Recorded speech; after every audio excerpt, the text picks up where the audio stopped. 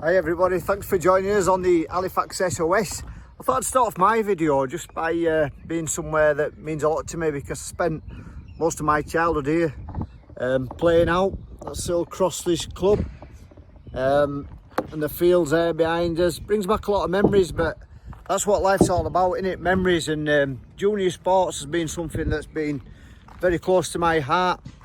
Like I say, I moved on from playing football for Crossley's as a kid and ended up playing for Illingworth at Rugby League. I weren't probably the best ever player, but I loved it. My love for Rugby League probably began up at this club, and we used to go up to Thrum Hall, me and my dad. We moved from Ovendon to Illingworth probably the late 70s, and we used to walk from Illingworth. But when I say we moved, I know my mum and dad did quite well. We ended up moving, we just pushed caravan a little bit further uphill, and we used to walk, me and my dad and my younger brother, up to Thrum Hall, and I used to watch them and I absolutely loved it, seeing the players in the blue and white. It brings back memories just talking about it now. And I dreamt as a kid, wouldn't it be great to play for my hometown club?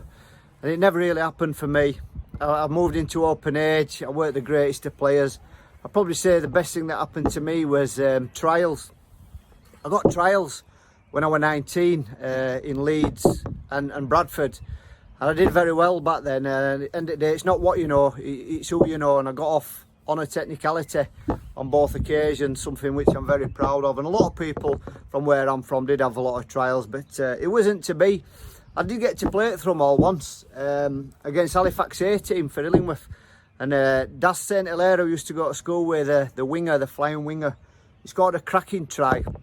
And I've got a scar on my head there, and I'm very proud of that scar. Every time I see it, I think he's trying to tackle Daz, and I didn't really bother. He just ran past me, so I applauded him, and I fell on advertising audience as I was clapping him in. But the good memories and something I'm very proud of as well. When I think about my career, I know my great friend Lee Roberts, he went on to represent Halifax, and I used to go watch him. I'm dead proud of him as well. It was amazing. But my career memories, they're not that brilliant. Probably the one that sticks out for me playing for Illingworth, I played a team called Dayton Woolpack over in Huddersfield. There were 8 rough lads as well. And we got over there. We knew we were going to get a right good hiding as well. And we're in dressing rooms, and referee came in and he said, "Sorry lads, I don't think this game's going to go ahead today." Well, if I'm being honest, I was dead chuffed. And our coach, Steve Anderson, what's the problem? He said, "There's a burnt out car on pitch from last night." I think all credit to them Dayton Woolpack players. They went out and they pushed that burnt out car off the pitch so the game could go ahead.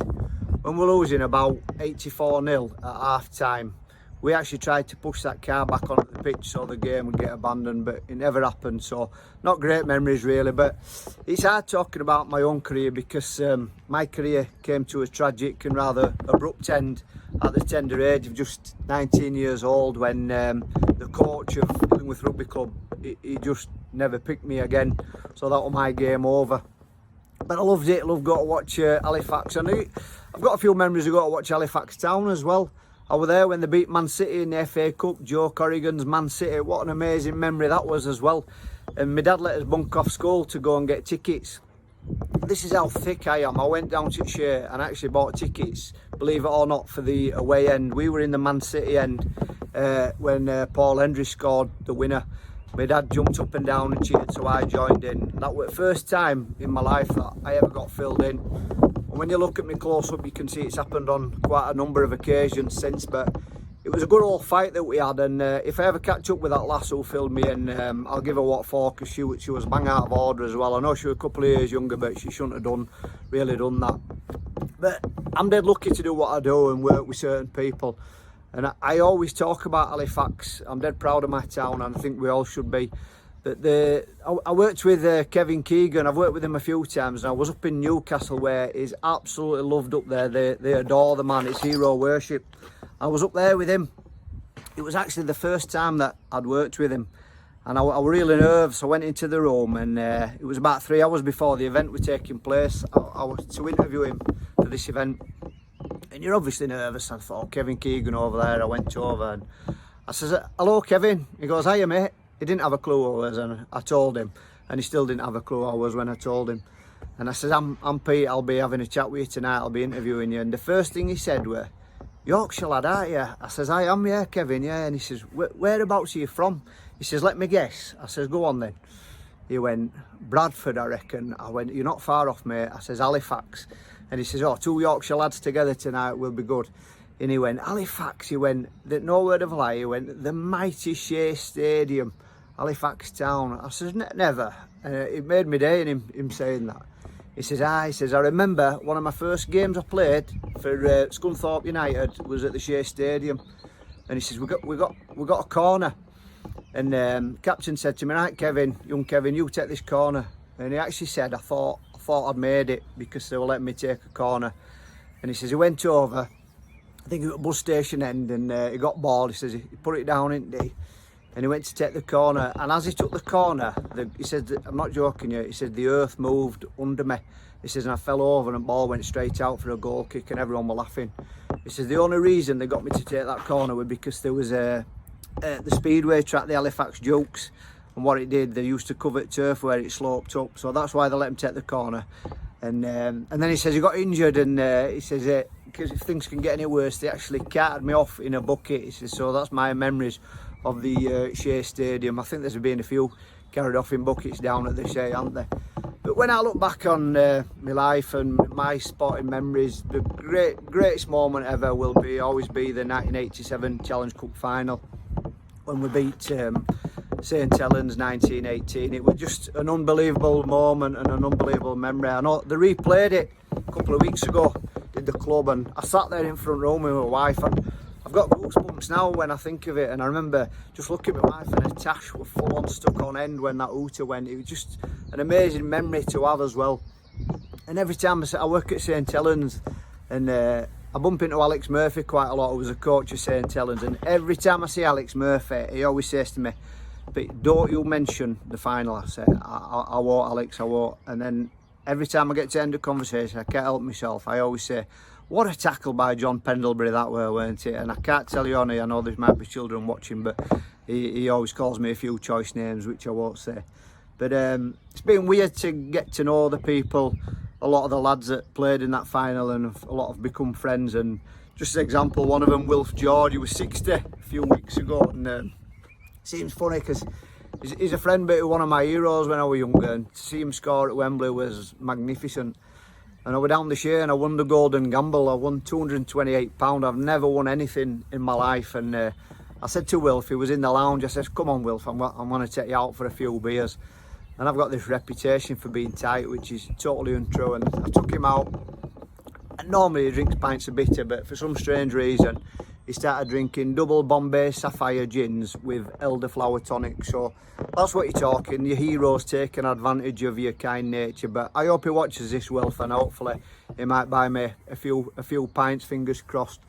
But my journey with Halifax, I know I've been involved there for a long time. It all started through my friend Lee Roberts, really, because Lee got asked to do the Fax Factor, like an X Factor with the players, and he'd just gone professional comic and he got a booking. So he asked me if I'd cover for him, and I was really nervous to go down there. I'd never really met the players, I just watched them on the terraces.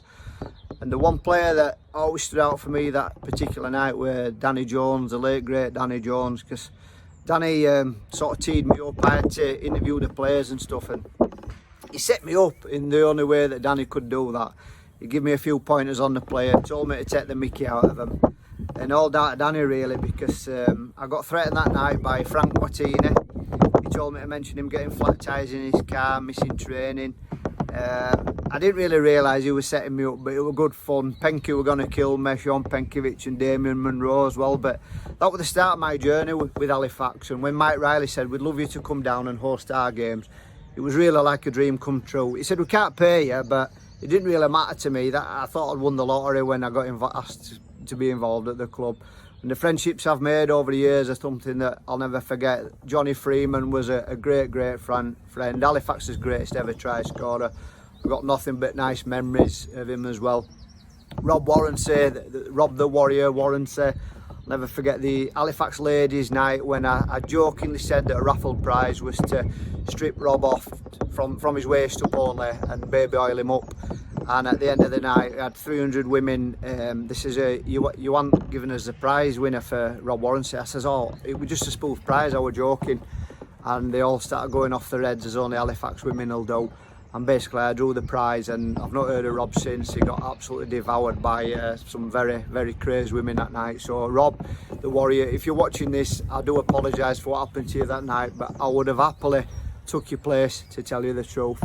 Other friendships, Tony Tonks, great pal of mine is Tony.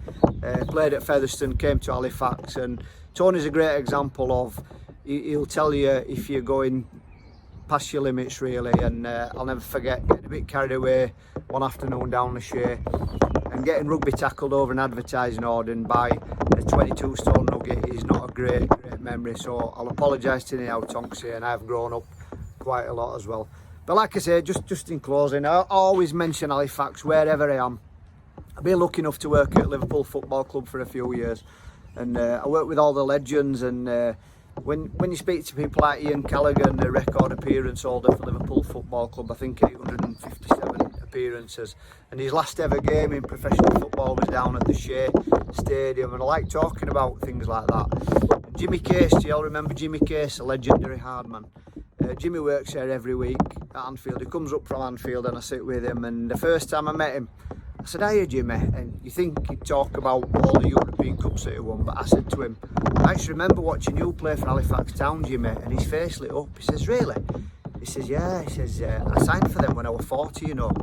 I says, yeah, I know. I says, I came down and watched you a few times. He says, I absolutely loved it, and I love that town. And he looked at me, I thought we were going to say something really moving, and he says, is Acapulco still open? So it don't matter what you think, our town is very famous, probably for all the wrong reasons, but it's great to hear people like that talking about our town. Listen, thanks everybody. I've managed to pad this out for 12 minutes, I don't know how. Big thanks to Lee Kenny and everyone from Snowflake Media, because they're doing their bit to support our club and junior sports in our town. And if we haven't got junior sports, we haven't got a club, because that's where everything starts from. So thanks everyone if you've paid your tenner to watch this. We've got some proper stars on soon, but listen, thanks so much, and stay safe, and hopefully we'll see you all soon for a bit of sport. Take care, bye.